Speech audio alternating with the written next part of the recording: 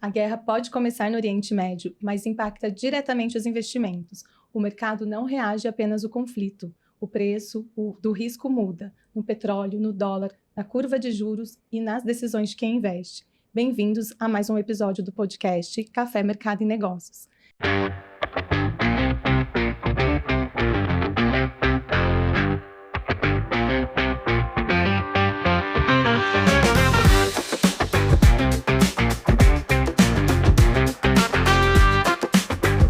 E para você que está chegando agora por aqui, já se inscreve no nosso canal para não perder nenhum episódio. Eu sou Kelly Oliveira, estou aqui com a minha parceira e sócia. Olá, pessoal, eu sou a Vanessa Castro e eu não posso deixar de mencionar o nosso parceiro, que já está com a gente aqui em alguns episódios, o Cafeto Café. Ele é uma torrefação de cafés especiais de alta qualidade com uma curadoria rigorosa, focada em entregar o melhor grão à sua xícara. Quer saber como transformar o seu momento do café em uma experiência superior? Cafeto! E agora nós vamos apresentar nossos convidados de honra de hoje. Eu estou aqui com a Lorena Laudares, cientista política e integrante do time de macroestratégia do BTG Pactual, e o Gabriel Fongaro, economista e macroestrategista do Banco BTG Pactual. Pessoal, é uma honra receber vocês aqui, sejam bem-vindos. Obrigada, um prazer estar aqui com vocês também. Obrigado. Se quiserem falar um pouquinho de vocês, fiquem à vontade também, se apresentar. Beleza, vamos lá, né? Meu nome é Lorena Laudares, eu sou mestre em ciência política, estou ali no time de macro do BTG. Eu acho que o nosso objetivo é justamente tentar passar para os investidores um pouco da cozinha de casa, né? A forma como a gente analisa cenário lá na nossa área, que é responsável tanto pela alocação dos fundos exclusivos, das carteiras administradas, passar para os clientes de forma geral como é que a gente faz isso, né? O que a gente acompanha, como a gente acompanha. Então, acho que é por aí que a gente vai trocar uma ideia hoje. Legal. E eu sou Gabriel, economista, com um pouco mais de 15 anos de experiência em análise macroeconômica, e vamos bater um papo sobre economia, sempre legal e interessante. Importante. Né? E para a gente abrir aqui o nosso episódio, vou contextualizar um pouquinho, né? A gente tinha algumas previsões no início do ano. Em janeiro, o mercado previa corte de juros, né? Política monetária.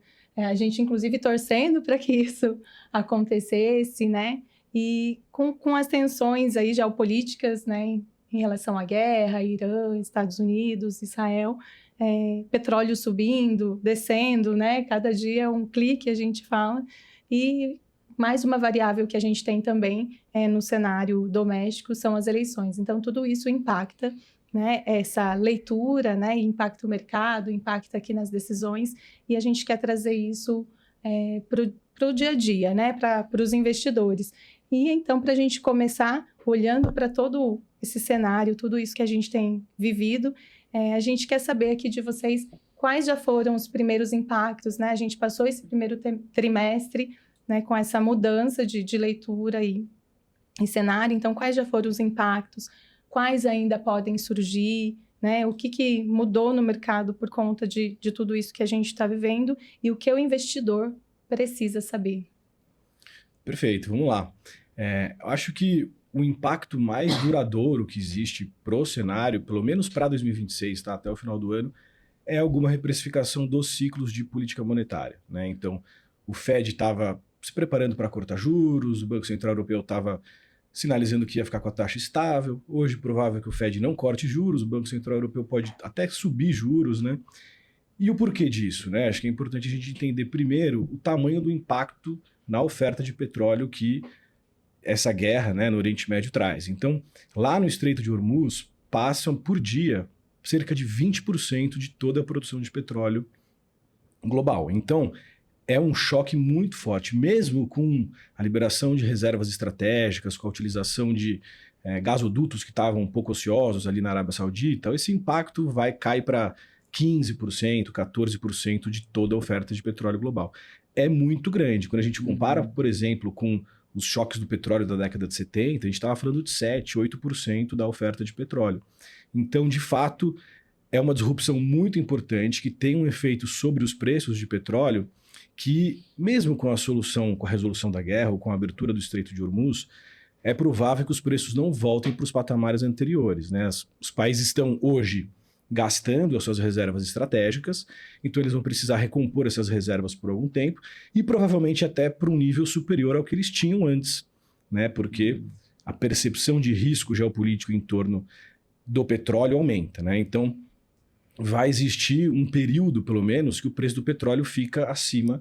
Vai continuar alto. Continua alto, ele pode voltar um pouco, né? Mas essa volta não deve ser completa. Então isso traz um efeito de inflação que ele tem um choque primário, né, que é o efeito da alta do petróleo sobre a inflação dos países, pelo efeito mecânico do preço da gasolina na bomba, né?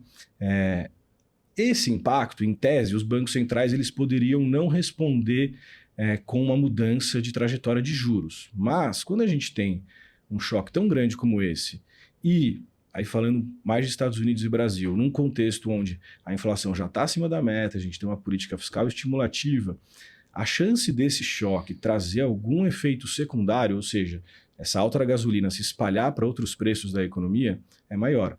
E a esses efeitos secundários, sim, os bancos centrais precisam responder. Vai demorar um tempo para os bancos centrais terem esse diagnóstico feito, né? A gente primeiro precisa passar a etapa do choque primário, que a gente não passou ainda, a gente continua com o Estreito de Hormuz fechado, a inflação de energia vai ser alta, foi alta em março, vai ser alta em abril de novo, né? A gente não sabe se em maio reverte, né? Mas passado esse choque primário, aí sim os bancos centrais vão começar por um período, e não é em um mês, 1, 2, 3, 4 meses, analisar se existe e qual o tamanho desse impacto secundário. Então, até o final do ano, os bancos centrais vão ficar nessa dúvida. Então, estar na dúvida justifica uma postura um pouco mais cautelosa, né? Então, por isso que os bancos centrais já mudaram a comunicação, né? Para os Estados Unidos, ainda tem toda a complicação em torno da troca do presidente do Fed, tentativa de interferência do Trump na política monetária, enfim, assuntos à parte, né? Mas o provável é que, pelo menos nos próximos meses, a taxa fique inalterada mesmo. E no Banco Central Europeu chegou um momento que a discussão era: será que sobe juros em abril ou junho? Agora está mais claro que não vai subir em abril, mas é provável que tenha que subir em junho, até porque a Europa é uma das regiões mais afetadas pelo conflito, porque é importadora líquida de petróleo, né? Ela é mais dependente também do mercado de gás ali da região, então toda a disrupção que houve naquela usina de produção de gás no Catar afeta muito mais a Europa do que os Estados Unidos, por exemplo. Então, também isso é importante a gente separar, o impacto ele não é homogêneo no mundo, né? Os países importadores líquidos de petróleo sofrem mais e os exportadores, que é o caso dos Estados Unidos, de Brasil, sofrem menos, né? Então também a gente precisa separar. Mas o impacto de inflação acontece para todo mundo. É geral. E para a política monetária é o que mais permanece hoje. Até se a gente olha, né, para os mercados financeiros, as bolsas já voltaram, né? O que ficou mesmo foi uma reprecificação de juros.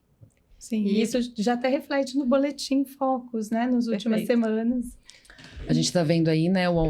Refletiu, esperava-se uma Selic, olhando o Brasil, uma Selic menor para o final do ano. O mercado esperava bastante isso e já vê no relatório Focus que não é o que está acontecendo, porque a própria inflação já está acima da meta agora, né? Do teto da meta.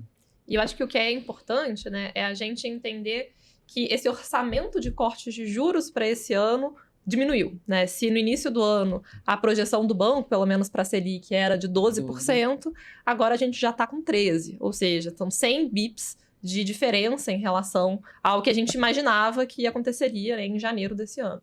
E só complementando o que o Gabriel falou, né, para a gente ter um pouco de noção de ordem de grandeza desses impactos, quando a gente formulou o orçamento desse ano, né, o Ministério da Fazenda, junto com o planejamento, o preço médio do barril do petróleo usado como parâmetro para a arrecadação federal estava em $65 o barril. Isso chegou a bater 120, e a nossa grande dúvida é em qual patamar isso vai se estabilizar. Porque uma coisa é o estresse ali durante esse período da guerra, que chegou a 120, já voltou, mas vai voltar para quanto? Vai voltar para 100, para 90? Ou vai voltar para esse patamar abaixo de $70, que era o que a gente tinha no final do ano passado, início desse ano. E faz toda a diferença, não só para o repasse de preços e impacto na inflação, mas também para as contas públicas do governo, né? E como o Gabriel comentou, a gente é exportador líquido de petróleo. E não só isso, a gente tem a Petrobras, que por ser uma empresa de capital misto, tem não só os dividendos que são distribuídos para a União, mas tem royalties de petróleo, tem participação na partilha do pré-sal, que é um tipo de especial ali de recursos que a União tem direito de vender esses barris explorados no pré-sal. Então, tudo isso faz com que a gente tenha, do ponto de vista fiscal, uma arrecadação maior, justamente porque o preço do barril do petróleo está mais alto e por sermos exportadores líquidos, isso traz ali para o governo alguma receita adicional. Só que isso, né, permite, em teoria, que se construa algum tipo de colchão de amortecimento para esses repasses de preços. E essa também é a dúvida que a gente tem, né? O quanto que vai ser, de fato, repassado no final para o consumidor. Porque até agora, né, a gente está aqui no dia 24 de abril e é importante a gente datar isso, porque perfeito. Realmente tudo está mudando de forma muito rápida. Até o atual momento, né, Até Lorena? o atual momento da gravação desse podcast. Pode ser que daqui a pouco a gente tenha um tweet do Trump e tudo mude. Mas até o momento, né, o governo já fez algumas medidas em relação ao diesel e está propondo algumas questões para redução de impostos federais sobre os outros combustíveis, gasolina, etanol, mas a gente ainda não tem uma visão completa desses impactos, né? Então, isso acaba também fazendo com que o cenário para o Banco Central fique um pouco mais complexo, né? É difícil da gente colocar ali nas planilhas o quanto que isso vai ter de impacto na inflação no final para o consumidor final, né? Então, acho que isso adiciona mais incerteza, mais volatilidade, não só, né, para as curvas, mas para o mercado de forma geral. O que a gente sabe, né, é que a gasolina é o item no IPCA que tem o maior peso, isolado, né? Isso que eu ia te perguntar, né? Porque o petróleo foi o ativo né, que foi mais atingido e gera um grande impacto. Né? É 5,2% de peso da gasolina no IPCA. Então, se você tem um aumento de 10% no preço da gasolina, que depende de uma atitude da Petrobras, que, enfim, questões ano eleitoral, é sempre complicado, né? A gente não sabe se a Petrobras vai aumentar, né? O potencial de aumento de gasolina pela Petrobras é grande, porque a defasagem que existe hoje da gasolina comercializada no Brasil e o preço internacional é de cerca de 40%, com o barril do petróleo próximo a 100. Tá? Então, óbvio que a gente não espera que vai ter um reajuste de 40%, mas vamos só para fins de exercício, se tem 10% de aumento da gasolina pela Petrobras, o impacto máximo no IPCA seria de 0,52. Mas, né, as distribuidoras absorvem um pouco ali em margem, e isso na prática se reduz ali para 0,37, 0,4, tá? Então esse seria, assim, o impacto primário de um reajuste de 10%. A gente já poderia revisar a inflação, se a gente está com 4,7% hoje de inflação, para uma inflação acima de 5%, né? Tem também os impactos secundários, porque você aumenta a gasolina, vai aumentar o preço do táxi, do Uber, de transporte, toda a cadeia de alimentos que depende muito de frete, né? Com esses impactos secundários, pode dobrar o efeito, tá? Mas aqui a gente tem uma incerteza um pouquinho maior. Mas é isso, a inflação podendo ir para cima de 5% para 2026, né? Mais um ano acima da meta, a meta é de 3%. Justifica, sim, também aqui no Brasil uma postura mais cautelosa do Banco Central. O que traz um pouquinho de gordura, né, é que diferente do Fed, do Banco Central Europeu, o nosso Banco Central ele entra na guerra com uma taxa de juros muito alta. Né? A gente sempre tem que comparar o patamar da taxa de juros com o que seria a taxa neutra de juros. Né? No Fed, nos Estados Unidos, estava em 3,75 a taxa de juros, a neutra é o quê? 3,25, mais ou menos, as estimativas. Está próximo, não está tão distante, né? No Banco Central Europeu, estava exatamente nas estimativas de neutra, que é 2%. Aqui, claro, a estimativa da taxa neutra é uma grande tarefa hercúlea para os economistas, é muito difícil, ela varia no tempo, né? Depende da política fiscal, de várias hipóteses. Mas, assim, a gente sabe que 15%, 14,75%, que é o patamar atual, é confortavelmente contracionista, está bem acima do que seria a taxa neutra. Então, mesmo com a guerra, dá para o Banco Central cortar juros, mas corta um pouquinho mais devagar. Antes da guerra, o Banco Central estava ali telegrafando um ciclo que começava com um corte de 0,5%, começou com 0,25, é provável que continue, pelo menos enquanto a gente não tenha uma resolução do conflito, né, nesse ritmo de 0,25 nas próximas reuniões. E compra tempo, né? Porque de uma reunião para outra são 45 dias. Né? 45 dias para um ambiente de guerra é uma eternidade, né? Então, de uma reunião para outra, tudo pode mudar, né? Então, deve ir comprando um pouco de tempo. Mas, ainda assim, tem algum espaço para corte de juros. E tudo bem, você sair de 15% para 13% de Selic, parece pouco, né? 13% ainda é um patamar muito alto, mas é um grande alívio para as empresas que estão alavancadas, são 2 pontos percentuais de corte de juros.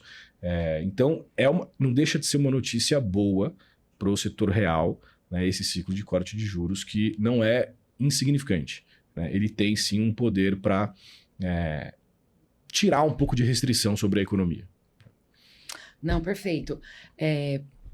Você explicou de uma forma, vocês, né, Gabriel e Lorena, explicaram de uma forma formidável, tanto que o conflito impacta no dia a dia das pessoas, porque o conflito muitas vezes parece distante né, é um conflito de Estados Unidos com o Irã, lá no Oriente Médio, às vezes por que isso impacta diretamente aqui? E às vezes a gente, né, de fazer uma revisão de carteira para o investidor, alguma coisa nesse sentido, muitos acabam não entendendo esse impacto e vocês explicaram aí brilhantemente o que acontece com toda a cadeia mundial, né, o tanto que o petróleo é impactado e impacta assim. E aí, o que eu queria colocar? O mercado, ele costuma exagerar, olhando para o mercado nesses momentos de tensão. O mercado, ele costuma exagerar no medo para ser mais cauteloso e tudo mais, e depois ele costuma também exagerar no alívio? Ou não? Olha, eu acho que o mercado não está exagerando tanto dessa vez no medo, tá? Porque... Diria que tá até otimista, tá? Se você pega a curva do petróleo, ela tá ali, para os próximos meses, o preço do barril já alcançando 80 abaixo, e indo lá para o ano que vem para 70. Né? E o barril físico hoje, na realidade, sendo comercializado a $120 o barril. Então eu diria que o mercado ele tem uma visão de que o conflito vai se resolver, que as coisas vão normalizar, não na plenitude, mas que vai ter uma normalização, né? Então eu diria que se o conflito ganha contornos inesperados, eu acho que tem potencial para alguma deterioração, tá? E aí também isso mostra como se resolve, né? Se tem uma resolução, ou pelo menos o Estreito de Hormuz reabre, qual que é o potencial de melhora? Talvez, assim, o potencial não seja tão grande, porque já é parte da expectativa. Certo, E o mercado já está otimista. O ponto, né? Se a gente olha para os ativos de bolsa, no Brasil e nos Estados Unidos, praticamente já voltou para o patamar antes da guerra. Uhum. Então, o que a gente teve foi uma deterioração de preço de petróleo, né? O preço do petróleo aumentou, a gente teve uma reprecificação de inflação e de juros, mas tanto em função de janela de divulgação de resultados das empresas, de forma geral, as bolsas estão relativamente otimistas com essa guerra. E eu acho que só para acrescentar um ponto que eu acho que é a principal discussão é o que é acabar a guerra. Porque só liberar o Estreito de Hormuz, de certa forma, não acaba com as incertezas que a gente tem sobre a possibilidade de interrupção novamente. Sim. Porque o que precisa estar bem claro para essa finalização não é só a assinatura de um acordo de paz. É como que esse gargalo logístico para transporte de petróleo vai ficar sendo gerido daqui para frente. Porque se continua sob a autoridade do Irã, nada impede do Irã fechar daqui a 2 semanas de novo. E isso é uma dúvida muito grande, e o ponto principal ou a dificuldade principal entre Estados Unidos e Irã chegarem no acordo, esse é um dos pontos, né? Como vai ficar a administração do Estreito de Hormuz, se vai ter pagamento de pedágio, se vai ser uma autoridade internacional que vai coordenar ali esse fluxo, e principalmente a parte nuclear do projeto, né, de enriquecimento de urânio do Irã. Para os Estados Unidos, não existe acordo se não tiver cláusulas sobre isso, e para o Irã é muito difícil abrir mão de um projeto nuclear, especialmente ali na região. Então, é muito complicado a gente entender, os dois lados têm dificuldades de chegar no meio termo para que a gente tenha ali uma definição muito clara do que é o fim da guerra, né? Então, acho que isso vai sempre continuar, se a gente não tiver, obviamente, né, esses esclarecimentos, com uma pulguinha atrás da orelha, seja do investidor, seja até das seguradoras que fazem esse processo de seguro de carga para esse estreito. Porque se existe esse risco de poder ser fechado a qualquer momento, os seguros ficam mais caros. O seguro fica mais caro, isso reflete no preço do petróleo mais caro para frente também. Então, acho que ainda tem muitas dúvidas que a gente ainda não sabe responder. Se de fato, assim, até se falou, né? Não tem... Abrir o estreito não quer dizer que a guerra acabou. E que vai resolver todas as questões que nesse momento estão sendo impactadas, que a gente tinha até uma pergunta, né? E quando e se o conflito acabar? Quanto tempo leva para esse efeito, para esse impacto normalizar? São respostas que o mercado não tem e não sabe. Meses, para alguns mercados pode ser até anos, né? Tá? Porque, por exemplo, essa indústria no Catar de produção de gás, né? Parece que são anos para você retomar a capacidade anterior. E a gente também não tem tanta informação transparente do verdadeiro dano nas instalações, né? Do todo o complexo de energia. Eu acho que a gente ainda está envolto de muita incerteza. E eu estava pensando aqui, enquanto vocês falavam, só para a gente ter uma noção, como o mercado também vai mudando a avaliação ao longo do tempo. Quando a guerra começou, o que todo mundo falava, né? Se é uma guerra que durar semanas, tudo bem. Tem um choque no petróleo, depois volta. Ela não pode durar meses. Tá? E a gente já vai completar 2 meses de guerra. Já vai completar. A gente já vai completar 2 meses. E se eu dissesse para vocês, né, que lá no comecinho de março, que no dia 24 de abril, a guerra ainda estaria rolando, tudo bem, tem um cessar-fogo, né, de ataque aéreo entre Estados Unidos, Israel e Irã, mas tem uma batalha, quase que uma batalha naval estratégica ali acontecendo. Se eu falasse isso lá atrás, eu acho que todo mundo ia falar, nossa, então os mercados vão estar muito pessimistas, muito negativos, né? Vai deteriorar muito. Não é isso que está acontecendo, né? Assim, claro, tem esse efeito sobre juros, né, que a gente falou que ainda permanece, de reprecificação de política monetária, mas também não é uma reprecificação muito grande. É que aqui realmente não volta instantaneamente, como outros ativos, porque demora esse tempo para os bancos centrais avaliarem os efeitos secundários. Então, demanda um pouco de tempo mesmo. Mas eu diria que o mercado mesmo mudou bastante a avaliação do impacto da guerra, né, sobre os preços ao longo desses 2 meses. Né? E por aqui, né, até o dólar ajudou, né? Porque a gente agora com o câmbio abaixo de R$5, e isso era algo Ninguém imaginava. Não. O fato, né, da gente ser exportador líquido também atrai esse tipo, não só, né, de dólares para a nossa economia, mas o Brasil é enxergado pelos seus pares internacionais como sendo um lugar interessante, tanto que a nossa bolsa vem recebendo bastante fluxo estrangeiro. Né? Exatamente. Diante de todo o conflito, o Brasil vem recebendo a gente bateu recordes aí de pontuação na bolsa, né? Essa entrada de fluxo estrangeiro aqui na Bolsa do Brasil, vocês olham muito como uma fuga de capital dos Estados Unidos, por exemplo, e tem essa inserção maior aqui no Brasil, até pelo Brasil ser um exportador forte de petróleo? Tá. Eu acho que não é uma fuga de capital dos Estados Unidos, porque os Estados Unidos eles continuam sendo uma região muito excepcional em termos de crescimento, de produtividade, agora mais recentemente com o florescimento aí do ecossistema de inteligência artificial, né? E se destacando muito em relação aos pares desenvolvidos. Mas o que está acontecendo na nossa avaliação é talvez uma desconcentração, não dá nem para falar de diversificação, é mais uma desconcentração em Estados Unidos, né? Então, vamos supor, um dinheiro novo, né? Um fluxo ali que entrou, você vai aumentar a sua exposição aos Estados Unidos? Não, talvez vou colocar em outras economias. E esse aumentar para os Estados Unidos não significaria nada para eles, mas é um volume de dinheiro que, para países emergentes, que têm mercados financeiros menores, né? É um volume muito grande, né? E assim, esse fluxo para o Brasil, eu acho que e o que explica a Bolsa hoje, né? Eu acho que tem 2 coisas. Tem essa tendência que existia antes da guerra de desconcentração nos Estados Unidos e que na nossa avaliação dura ainda algum tempo. E na guerra, como somos exportadores líquidos de petróleo, como está distante de conflitos geopolíticos, grande produtor de commodities alimentícias, de energia, né? Um país como o Brasil, com todos esses recursos, acaba sendo até uma posição defensiva nesse ambiente maluco global, tá?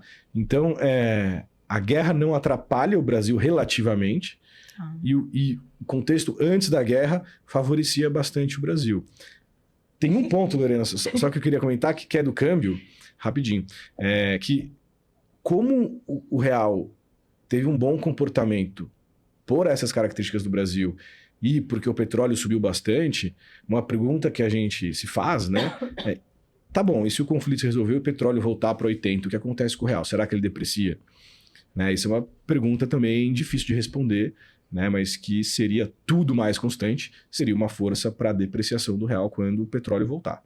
Desculpa, Lorena. Não, que isso. Acho que acrescentando, né, o ponto de partida importa. Né? E o mundo como um todo, durante 24 e 25, estava sobrealocado em Estados Unidos.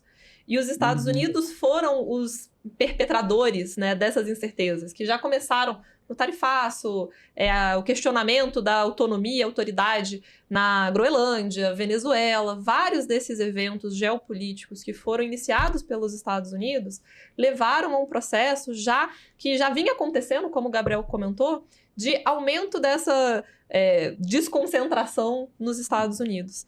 E esse momento atual, né, acho que só acentuou essa tendência que já acontecia. Que já vinha acontecendo. Porque a nossa bolsa estava muito subalocada, né? Não só pelos investidores brasileiros, mas também pelos investidores estrangeiros, né? A gente é um percentual muito pequeno das carteiras internacionais e por sermos pequeno, qualquer volume que chega traz, né, uma valorização aqui das nossas ações.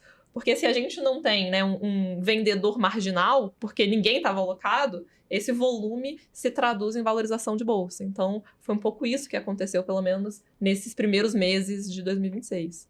Por isso que a gente fala, né, assim, aqui na ponta, quando a gente vai para a renda variável, né, vai fazer alguma alocação, enfim, a gente está vivendo um cenário totalmente atípico, né, juros altos e bolsa batendo as máximas.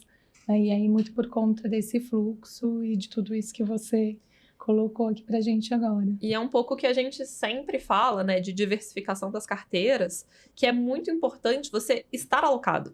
Sim. E essa talvez seja a grande surpresa que a gente teve durante o ano de 25 e esse ano, porque se você não está alocado, você perde essa recuperação. Justamente porque elas são muito imprevisíveis, né? Ninguém tinha guerra no cenário, ninguém tinha esse ambiente mais complicado aí para mercados de forma geral. Então, estar alocado de acordo com o seu perfil de investidor, nas suas posições não só estratégicas, mas também táticas, isso é muito importante para a gente capturar esses retornos acumulados de longo prazo. Porque se você perde esse rally que acontece, é muito difícil, ele vai chegar atrasado na festa, né? Não adianta entrar depois que já subiu. Os investidores, e essa parte da diversificação é uma coisa que a gente, né, fala bastante também para os investidores, porque por conta dos juros do país, né, tá alto, nós estávamos com uma Selic em 15% há um bom tempo, e muito se falava dessa expectativa de queda de juros para o ano agora de 2026, esperava em 2025, não ocorreu, esperava em 2026. Muitos investidores também foram apostando em pré-fixados, em títulos, né, de renda fixa pré-fixados, aguardando a tão esperada queda da Selic. Mas a gente não tem controle sobre o que acontece no mundo. E agora, por exemplo, uma oportunidade, se você diversifica, mesmo ali no momento ruim, né, da bolsa, digamos assim, você tem uma parte do seu capital posicionado em renda variável, num momento como esse, onde você, né, onde está tendo maior valorização é a renda variável e não a renda fixa, que eles esperaram tanto pela queda de juros, não que ela não vai ocorrer, mas vai ocorrer uma forma agora mais gradual, de uma forma mais demorada. Não como o mercado esperava. Não como o mercado esperava. E algo que a gente sempre fala, né? Vamos não tentar reagir ao mercado, vamos fazer com estratégia, né? Vamos agir antes, não adianta agir depois. Tem um exercício muito legal sobre isso que a Lorena falou. Eu não tenho os números de cabeça, então fica aí a lição de casa para os ouvintes, que é se você pega a bolsa numa perspectiva de médio e longo prazo, como é uma classe de ativo que tem mais vol, né? Você demanda ali um prêmio, um retorno maior, né? E aí você compara com as outras classes de ativos. E aí depois você retira os 3, 5 primeiros dias de um rally. A Giovana apresentou esse histórico pra gente.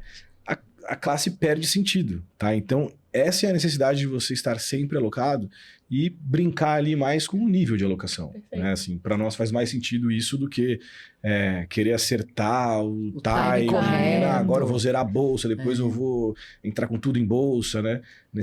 É melhor, assim, você melhor ter uma diversificar, estratégia. sempre estar Aí uma ter a estratégia, como a Lorena falou, sempre de acordo com o perfil, com o objetivo ali, perfeito. E aí, agora falando de Brasil, aí você já comentou aqui, Gabriel, que o Brasil não está tão vulnerável quanto parece em relação ao conflito, em relação ao que a gente falou. E quais seriam os setores que tendem a ser mais impactados, positiva ou negativamente, olhando para dentro de casa? Tá. Do ponto de vista macro, né? É o que a gente falou, o preço do petróleo mais alto ajuda o Brasil, é como se fosse um ganho de renda para o país, né? Uma melhora nos termos de troca. Mas do ponto de vista micro, o efeito não é igual, né? Por exemplo, para os consumidores, é negativo se houver o aumento no preço da gasolina, porque...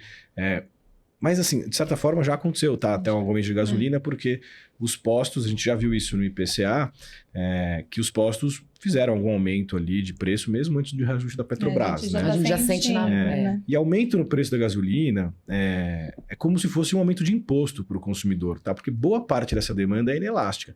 Você vai no posto de gasolina, você vai dar aquela reclamada com o frentista, mas você vai encher o tanque, né? Então você está gastando mais com gasolina e você vai gastar menos com outros produtos. Mas assim, para o PIB, para a atividade econômica, não importa o valor do tanque, o que importa é um tanque. Então não mudou ali para o PIB a quantidade que vai para a atividade econômica e vai afetar os outros setores, tá? Então o consumidor ele é prejudicado pelo aumento de preço de energia. Agora, tem as empresas do setor energético e, como a Lorena mencionou antes, o governo que arrecada mais também, tá? Então, prejudica os consumidores, favorece as empresas do setor e favorece o governo também, porque arrecada mais com isso. E o agro nesse cenário? A pergunta não estava aqui, mas... A situação não está fácil para o agro, porque além desse aumento do custo de transporte, que o agro depende bastante, tem outro ponto que a gente não mencionou, que o Estreito de Hormuz também traz um gargalo para a comercialização de fertilizantes, né, que é um custo muito importante para o agro. Então, o agro já deve estar enfrentando aí preços maiores de fertilizantes. Isso já pega o agro numa situação financeira bem delicada, porque é um setor que depende muito de financiamento, então a taxa de juros alta ela está prejudicando assim, a renda do agro. E isso é estranho, porque quando a gente olha no PIB, né, a quantidade do agro está muito boa, as safras são fortes, né, mas para o produtor... A operação tá cara, depende da quantidade e do preço, dessa combinação de quantidade e preço. Essa combinação, quantidade e preço, mais juros muito elevados, e agora ainda esse custo de transporte maior, fertilizante mais caro, é uma situação bem delicada para o agro, tá? Então a gente observa isso se deteriorando, inclusive, nos próximos meses. E eu acho que um ponto importante de mencionar é não só o custo do transporte, mas o custo que... boa parte do maquinário agrícola é movido a diesel, né? Então, as colheitadeiras, os tratores. Então, dentro da fazenda também o aumento do preço do barril do petróleo, por consequência do diesel, tem um impacto no custo de produção, não só no custo do frete, da logística, para levar esse produto, né, para exportação, enfim, para o consumidor final. Mais um ponto relevante é que esses fertilizantes nitrogenados, que são os principais que passam ali pelo Estreito de Hormuz, que são os derivados de gás de petróleo, acaba tendo um impacto hoje maior nas safras que estão sendo plantadas no hemisfério norte do que nessas que a gente está agora. Porque agora a gente está colhendo, né? A gente colheu cana, a gente colheu soja, está no início ali do milho, mas acho que um ponto importante é que esse problema lá pode... a duração do problema no Oriente Médio pode impactar a próxima safra do Brasil, né? Não essa de agora. Então, acho que isso também é uma preocupação que o produtor tá acompanhando, né? E da mesma forma que petróleo é uma commodity negociada internacionalmente, o preço dos alimentos também, né? Então, soja, milho, cana, tudo isso é uma commodity global. Então, às vezes, o impacto em outra terra ou em outro lugar, isso acaba também levando a um aumento ou uma redução do preço, a depender ali da matéria-prima. Então, acho que isso é um ponto muito, muito importante para a gente continuar acompanhando. Sim. Não, perfeito. Você chegou a comentar alguma coisa do dólar, a gente falou pouco, mas assim, o dólar, uma questão agora que nem estava aqui no nosso roteiro também, mas o dólar, ele sempre foi um ativo forte de proteção mundial. Mas nos últimos meses aí, acredito também, pós a questão do tarifaço e tudo mais, a gente viu o mercado buscando o ouro como um ativo de proteção. Vocês acreditam, e o ouro ganhou protagonismo, vocês acreditam que, assim, que isso virou uma coisa meio já estrutural? O dólar perdeu um pouco esse protagonismo do ativo principal de proteção, e agora ele vai dividir mais aí o protagonismo com o ouro? Como que vocês olham isso? Eu acho que a gente Ou tem é pontual? Eu ouvi uma metáfora uma vez que eu achei interessante, assim. A gente não vai deixar de usar dólar da mesma forma que o mundo acadêmico não vai deixar de usar inglês. Porque é uma linguagem universal. Sim. E as pessoas, por mais que, vamos começar a produzir paper acadêmico em francês, em alemão, em chinês, assim, você pode até produzir, mas você vai ter menos liquidez nesse mercado, você vai ser lido menos, você vai ser entendido menos. E acho que o dólar, pra gente passar por um processo de desdolarização, assim, isso vai demorar muito tempo. Porque hoje é reserva internacional dos bancos centrais, é a moeda, é o meio de troca principal nas transações comerciais no mundo como um todo. O ouro, eu acho que ele sempre surge num ambiente de maior risco geopolítico, risco inflacionário, e ele passou, de fato, acho que a trazer alguma diversificação. E a gente sempre é favorável à diversificação, né? E entender que o ouro, por ser um ativo que ele não tem dividendo, ele não te gera juros, ele não tem fluxo de caixa, ele é um ativo diferente do que é dólar, propriamente dito, e juros dos Estados Unidos de forma geral. E, de forma geral também, né, essa relação entre ouro e dólar, quando a taxa de juros nos Estados Unidos está muito baixa, ou seja, o seu custo de oportunidade de investir nos Estados Unidos está muito baixo, o ouro ganha mais liquidez. E aí você acaba, né, tendo menos indiferença ali a investir em dólar ou a investir em ouro. Mas o que aconteceu nos últimos anos, e a gente já estava até conversando com o time do BTG sobre isso, é que a entrada do investidor pessoa física via ETFs de ouro vem trazendo uma demanda adicional não só ao que já existia de demanda por proteção, mas que se somou a essa iniciativa dos bancos centrais, principalmente de Rússia, China, Irã, países que não são tão aliados assim aos Estados Unidos, que passaram também a diversificar as suas reservas internacionais. Então a gente passou a ter duas fontes de demanda que elas eram menores lá atrás. Então não só demanda por proteção, mas agora demanda dos bancos centrais, demanda pelos ETFs. E tem ainda um outro que é importante, que é a demanda industrial de ouro, principalmente para essa parte de tecnologia, que também usa esses tipos de componentes nas suas fabricações. Isso tá levou a gente a estar nesse patamar tão apreciado de ouro. Então, não acho que é concorrente ao dólar, mas, de certa forma, ajuda a gente a explicar esse fluxo. Porque, dado que não tem juro, não tem dividendo, não tem fluxo de taxa, é fluxo. Então, entender de onde está vindo esse fluxo e se esse fluxo continua ou não é o que ajuda a gente a entender se o patamar do ouro está ou não no preço razoável. Não, perfeito. Ele entra aí como diversificação, né? Mais do que... E só para complementar o que a Lorena falou, então, alguma desvalorização do dólar, ela não necessariamente precisa ser acompanhada de uma perda do dólar como a principal moeda de reserva de valor do mundo.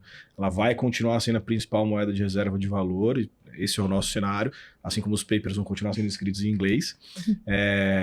Mas, né, essa tendência dos bancos centrais de querer diversificar, não só os bancos centrais como os investidores, né, ela pode continuar, porque ela vem de uma percepção, tá, que os Estados Unidos, eles não são mais aquele bastião da segurança institucional, principalmente em relação ao tratamento que os Estados Unidos dão aos investidores estrangeiros, né?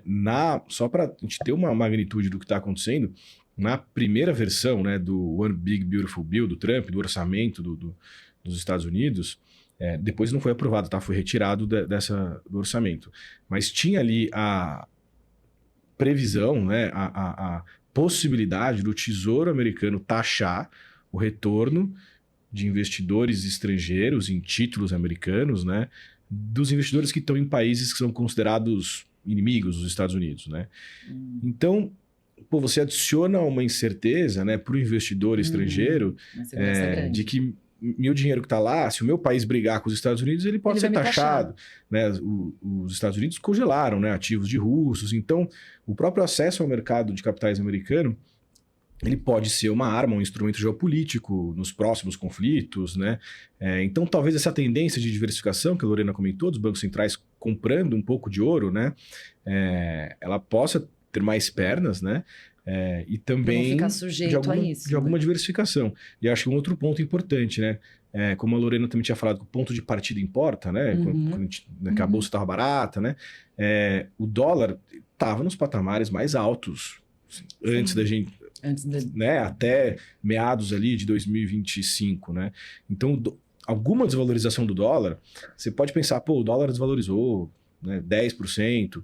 Se você estica esse gráfico, coloca ali numa perspectiva de 15, 20 anos, o dólar ainda está muito valorizado, né? Então, não necessariamente um cenário daqui para frente de alguma continuidade de desvalorização do dólar significa que, nossa, o poder de dominância do dólar está em risco, o cenário para os Estados Unidos é muito ruim, não, né? Não, ele continua forte. Pode ter as duas coisas acontecendo ao mesmo tempo.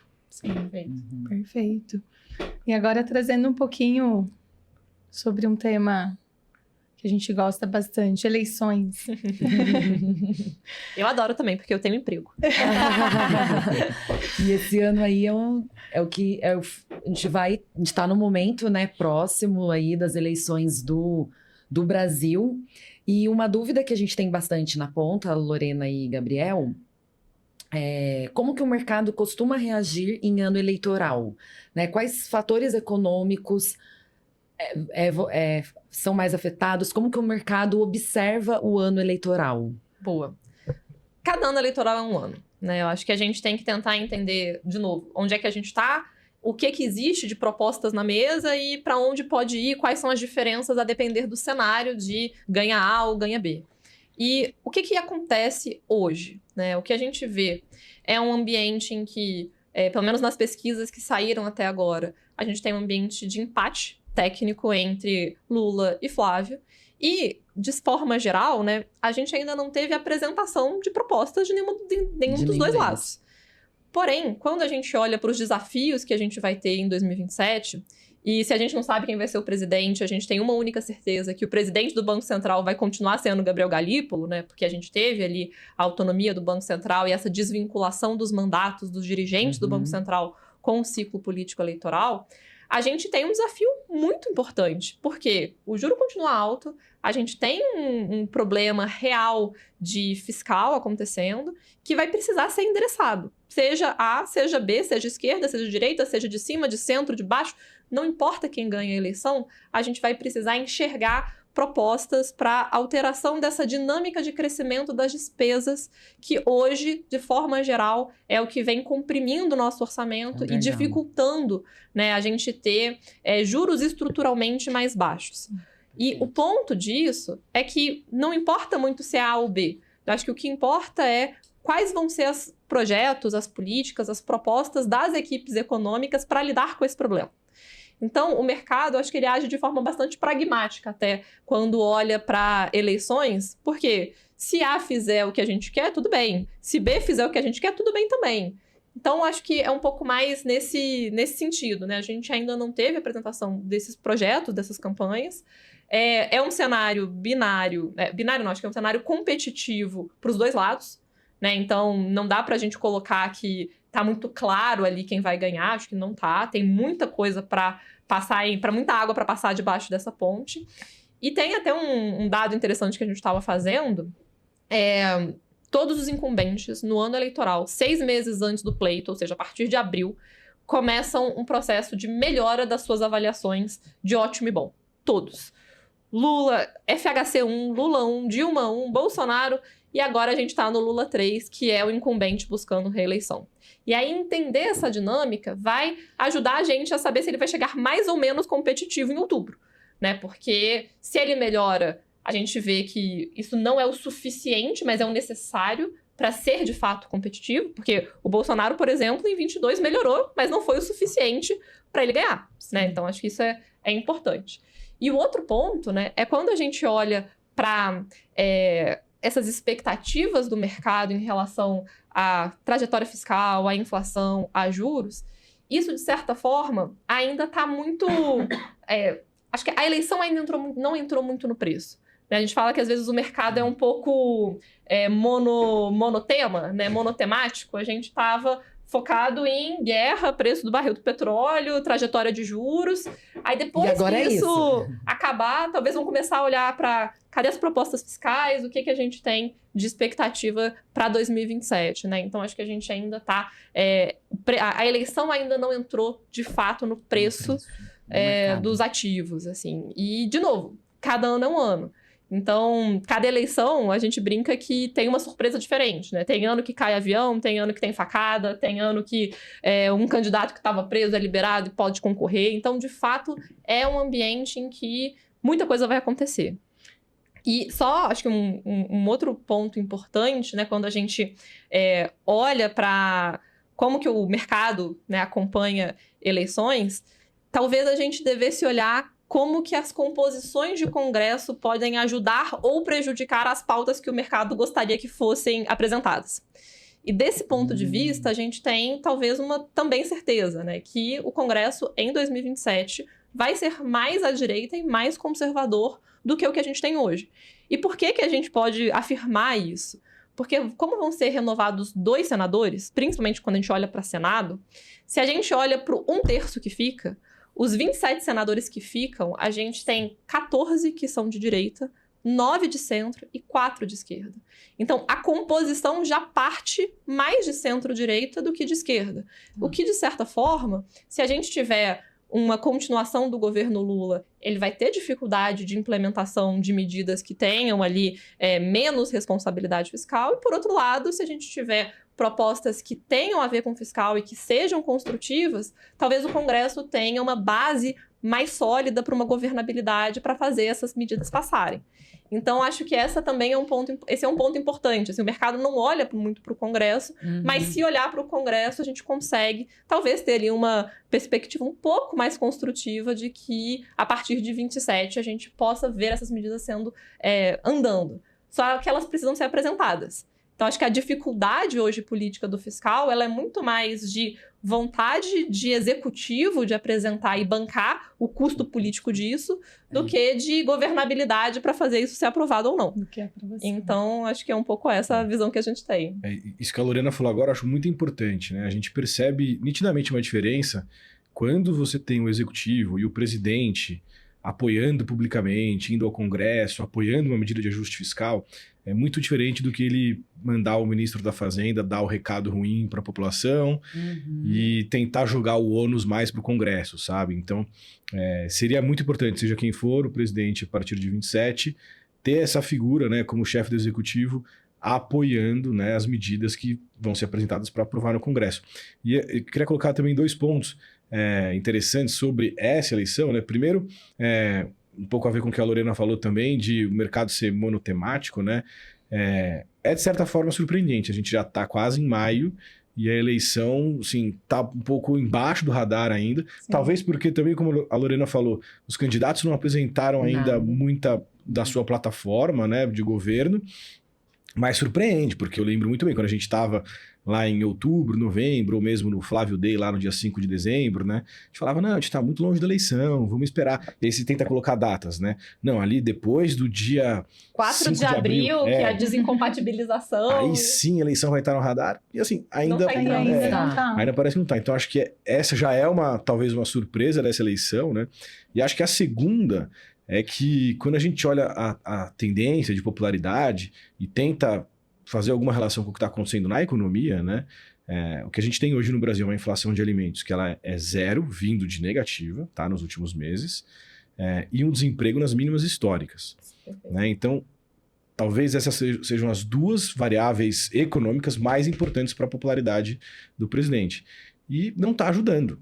Né? Então isso já é uma surpresa, e eu acho até que torna o trabalho da Lorena mais difícil ainda, porque nós economistas talvez a gente não consiga ajudar tanto, porque às vezes com a economia a gente fala, olha, a tendência é essa, mas por não estar batendo muito uma coisa com a outra, parece que tem coisas além da economia que talvez para essa eleição sejam mais importantes para definir o vencedor, né?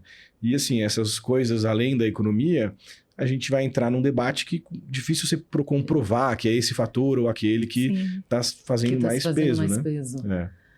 E você acredita que essa questão que você colocou, né, que impressionante, né? A gente já está quase em maio e ainda não é falado, né, a eleição não está fazendo tanto peso assim, é devido a essas outras questões que vêm chamando a atenção? Ou assim, é alguma coisa no sentido assim, estão deixando, de propósito, assim, estão deixando o negócio ficar mais pra frente, ou a gente tá tendo algumas outras coisas roubando a cena? Eu acho que a combinação desse cenário externo, com muita coisa importante acontecendo e predominando, e essa eleição de 2 candidatos que a gente ainda não tem as propostas na mesa de forma clara, né?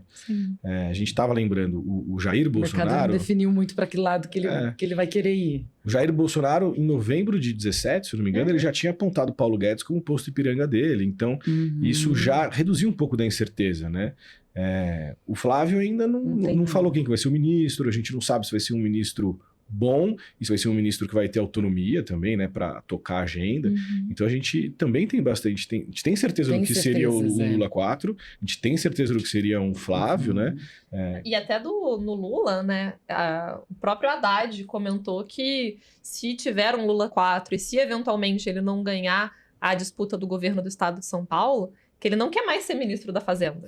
Ele gostaria de ser da Casa Civil. Ou seja, alguém que até trouxe algum grau de estabilidade ou de racionalidade ali para essa parte econômica do governo Lula 3 e que era uma âncora dessa credibilidade, até do arcabouço, meio capenga, mas que de alguma forma trouxe ali alguma capacidade do mercado de fazer conta, o Haddad falou, olha, essa pauta, essa agenda não tá mais comigo, assim. Então, isso é importante também, né? A gente tem dúvida do lado do Lula, que é o incumbente, e a gente tem dúvida do lado do Flávio, que é a oposição. Então, é realmente um cenário complexo pra gente olhar. Mas, até voltando, olhando esse copo meio cheio, a âncora de estabilidade que o Banco Central passa a ser nesse primeiro teste de autonomia de fato, né? Que é uma mudança ali de governo com a continuidade do presidente do Banco Central, isso vai ser um ponto interessante para a gente acompanhar. Porque o Galípolo foi talvez uma grata surpresa para o mercado no ano passado, nesse ano, né, apresentando uma postura até mais dura do que se esperava inicialmente. Se ele continuar como sendo esse grande guardião da política monetária, isso também ajuda, né, a credibilidade ali das nossas instituições. Perfeito. Talvez a gente tenha que fazer um próximo episódio, né, gente? Pra gente falar só das eleições aí. A hora que começar a esquentar mais esse assunto, né? Que vai esquentar, é certeza. Mas ali pro segundo semestre, passando a Copa do Mundo, né? Eu acho que ainda tem a Copa. Esse ano a gente tá tendo bastante coisas tirando a atenção, assim, como é que fala? Tá tendo bastante... Distrações. Tá tendo bastante distrações. Sim. Até porque eu acredito que o que você falou lá atrás, Lorena, né, de que eles precisam apresentar, né, as propostas, e muito políticas, talvez, não tão populistas, né? Então, isso também é o que você falou. O executivo vai ter que bancar um pouco que talvez as propostas não sejam tão... Para arrumar a casa, elas vão ter que ser menos populistas. Talvez isso também... Política é sempre sobre compartilhar ônus e bônus. Então, o Congresso ele não quer ficar só com o ônus de uma medida, da mesma forma que não vai permitir que o governo fique com todos os bônus. Então, esse processo, né, de compartilhar o custo político e o benefício político das medidas é extremamente importante para fazer as pautas avançarem. Porque não adianta, como o Gabriel falou, o executivo delegar para alguém de segundo escalão para brigar por isso no Congresso, porque o Congresso vai virar e falar, poxa, a população vai vir cobrar só a mim que fiz alguma maldade, né? Maldade ali, né? Esse remédio amargo que a gente entende que precisa ser feito. Então, o governo também precisa ter esse desgaste de imagem, de capital político, para que o Congresso vire e fale, não, beleza. Então, aqui a gente também pode fazer a nossa parte. Né? Não pode ficar tudo de um lado, toda a parte positiva para um lado e a parte negativa, né? Os custos disso com a população do outro.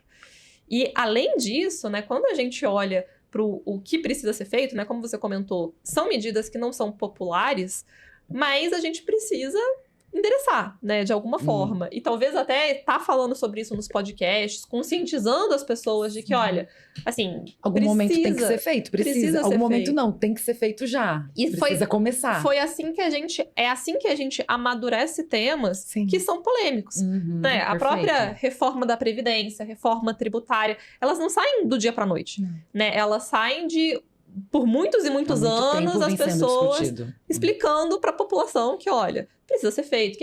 O que precisa ser feito, né? E aí acho que esse é um ponto importante. Qual que é o impacto disso para a população, para as pessoas, exatamente. E assim, o que precisa ser feito do ponto de vista fiscal? É relativamente simples o diagnóstico, mas a implementação é complexa, né? O diagnóstico existe um processo único no Brasil que as aposentadorias são vinculadas ao crescimento do salário mínimo.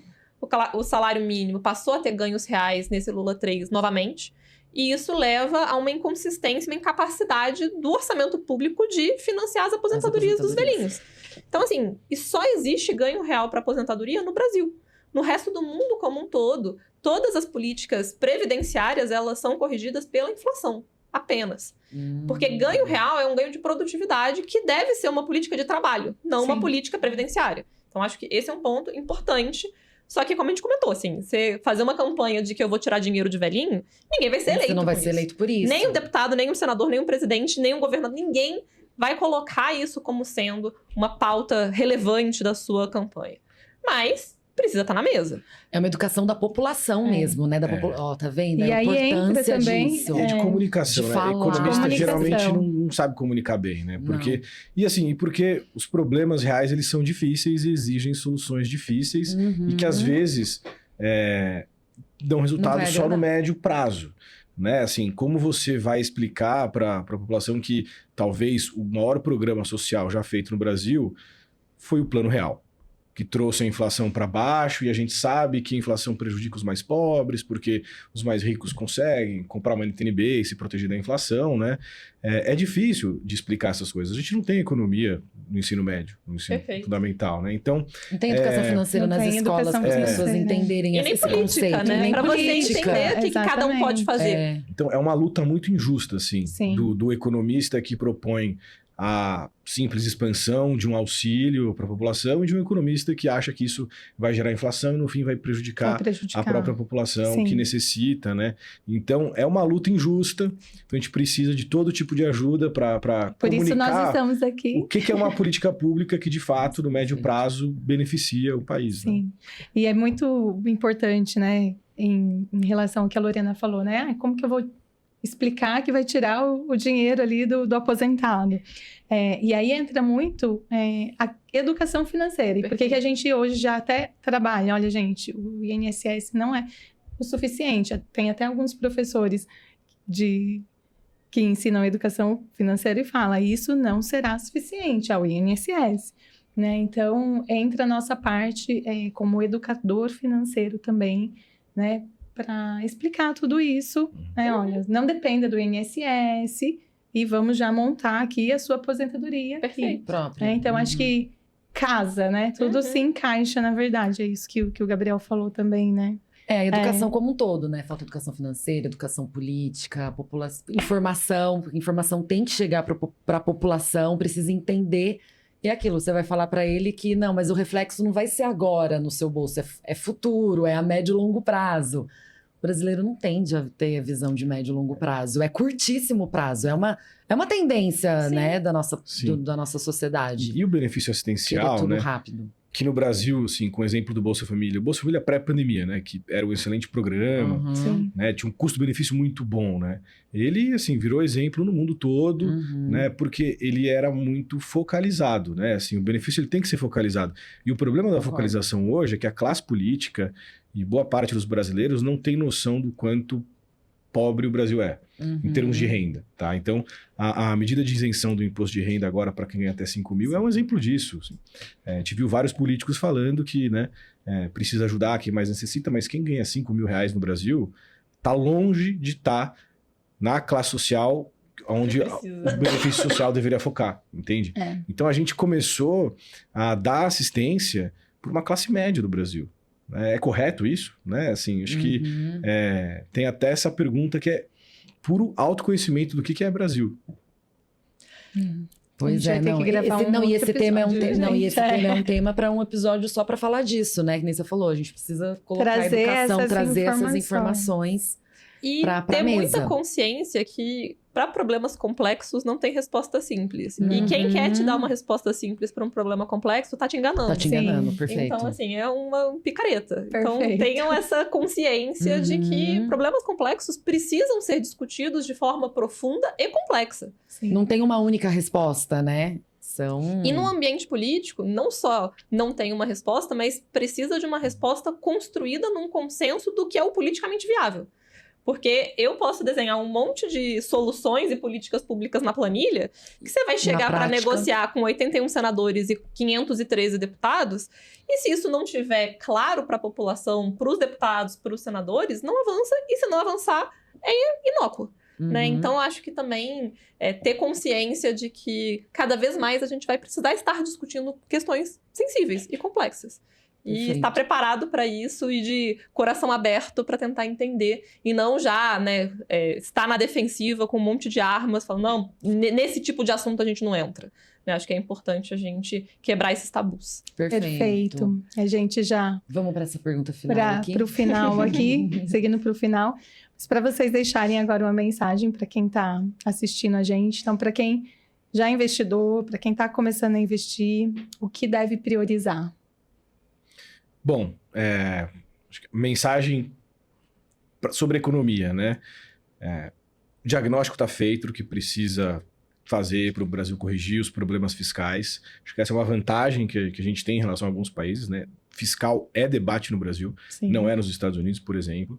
Eu acho que tem chance, sim, do Brasil, nos próximos anos, dar um salto em direção a uma política econômica na direção correta e se beneficiar desse mundo que também favorece economias emergentes e o Brasil, tá? Então, acho que tem um tom de otimismo, sim, com o Brasil daqui para frente. E sobre carteiras, investimentos, a disciplina, ter uma carteira diversificada, não tomar atitudes no calor do momento, e discutir, né, com especialistas, e tomar decisões sempre pensando no médio e longo prazo, e não no curto prazo. Perfeito. Boa. Acho que a minha mensagem de até como cientista política esse ano é lembrar as pessoas que a eleição não é só para presidente, né? A gente tem 6 cargos que estão em disputa esse ano, então presidente, 2 senadores, deputado federal, governador e deputado estadual. Então é um ambiente em que a gente precisa estar discutindo os cargos de legislativo talvez mais do que o de executivo.